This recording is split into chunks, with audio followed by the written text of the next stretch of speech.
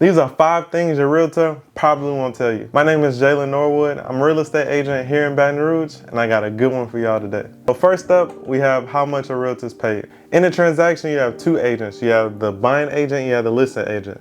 The listing agent pretty much dictates how the transaction will look. So they'll find the seller, they'll negotiate what the price of the house will be, and also what the commission will be. Usually this is represented as a percentage. The listing agent and the buying agent will split that percentage in half. So for easy numbers, let's say the house is $200,000 and it's a 6% commission.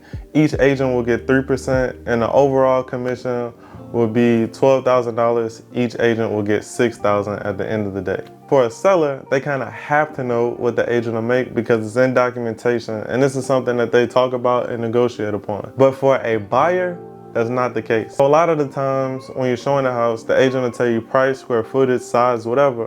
But something that doesn't come up is how much commission the agent will make. And me personally, I've never had this conversation with the buyer before, and this is why. Usually I look at it as a don't ask, don't tell type of situation. In a real estate transaction, it's so much that's already complex, so much things that the buyer has to think about. Price, location, size, if they like it. It's an emotional decision. So that number truly shouldn't dictate whether a buyer buys a house or doesn't buy a house. But in the same breath, if a buyer were to ask me, hey Jalen, we're looking at this house, how much would you make off of the house? I wouldn't mind telling them, because at the end of the day, they're technically funding the transaction because they have to bring the money to pay for the house. I'm an open book when it comes to that kind of thing. I don't know if all realtors are, and I'm pretty sure legally you have to disclose that if a client asks. How much a realtor gets paid isn't something that a realtor will tell you. Number 2 is this home perfect for you? So some realtors get what we call in sales commission breath. They are so hungry and so thirsty. Let me take that back. Being hungry is a good thing as a sales agent, but being thirsty isn't.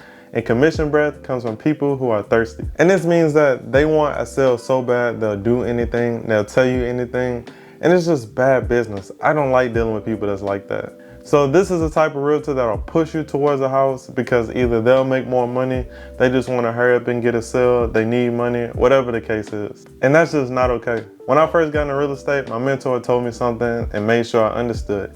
He said, you'll never get rich off of one deal. And that always sticks with me. For me in real estate, it's not necessarily about the money. It's truly about adding value and helping families build wealth and have a better situation. Me, I'm gonna keep it real. If we're walking into a piece of junk, I'm gonna let you know. Or if I see something on a property disclosure that I think is a red flag, we're gonna talk about it. Because at the end of the day, I want your repeat business. I want you to refer your friends and family. I want you to feel like you're working with a family member when you're working with me. But on the opposite end, some realtors won't tell you what house you should get. I deal with a lot of picky buyers, and sometimes they'll have champagne taste on a beer budget. And what I mean is their expectations just aren't aligned with whatever their price point is. In this case, if we're looking at a house, they're tearing it up saying, I don't like this, I don't want that. That's okay, but how does this house look in comparison to the other houses we've seen or the other houses at this price point? Sometimes I have to tell a client, like, look, this is the best you're gonna get. I mean, I won't force you to buy a house. It's truly up to you.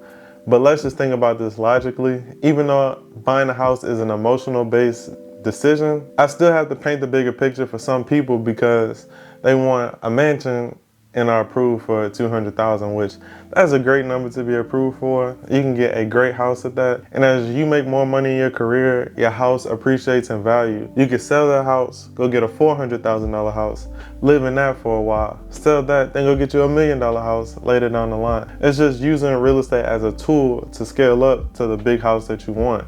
Your first house might not have everything that you want. Chances are, it won't have everything you want. But some realtors won't tell you when you should go ahead and buy a house. The third thing a realtor won't tell you is if they have another client looking at the same house. And this is one that's truly out of my control. So it's been times where I'll show a house to one client, then I have another client that wants to see the same house at a later time.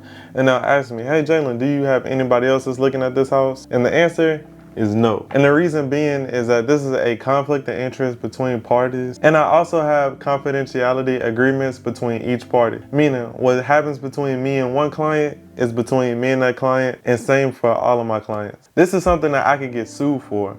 So if I discuss the matters that's happening with one client with another client, I'm legally liable and I could get sued, and that's not a good deal. And I also feel like that isn't fair, because if I'm making an offer for this client and then you say, hey Jalen, what are they offering? I want to offer a little bit more. I can't tell you that. And that's just really not fair, because you wouldn't want that other client to do it to you as well. Of course, I know what they're offering. Of course, I know what you're offering.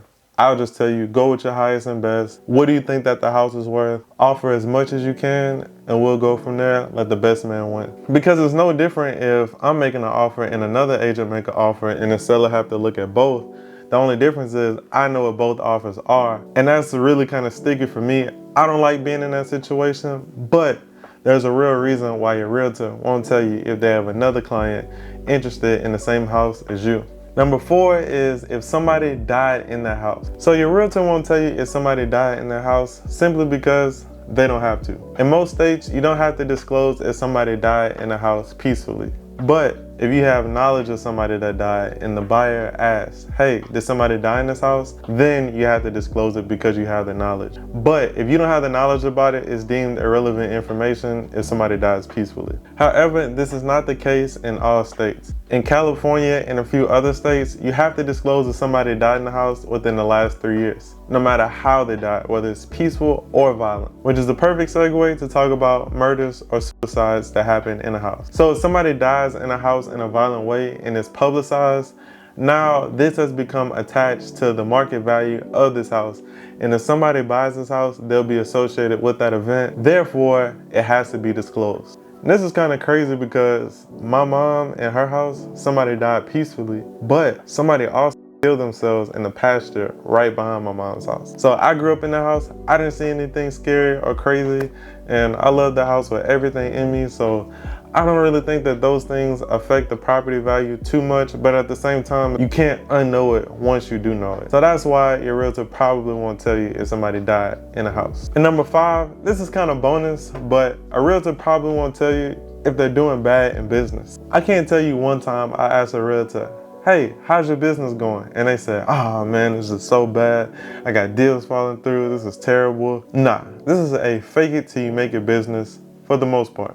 For me, I remember times where I had 0 deals and I couldn't get a deal to save my life. So even if I only have 1 deal, I'm super appreciative of it because I knew what I came from. So for me, that's me being good, having some type of business going on. I encourage you, next time you see a real estate agent, ask them like, hey, how's business going? I can almost guarantee they're gonna say, oh yeah, business is going good, it's perfect. I'm selling every house from here to Timbuktu. I mean, to an extent, I'm guilty of this one, but your realtor probably won't tell you when things are going bad. But that's all I have for me today, guys. Today was a short and sweet one.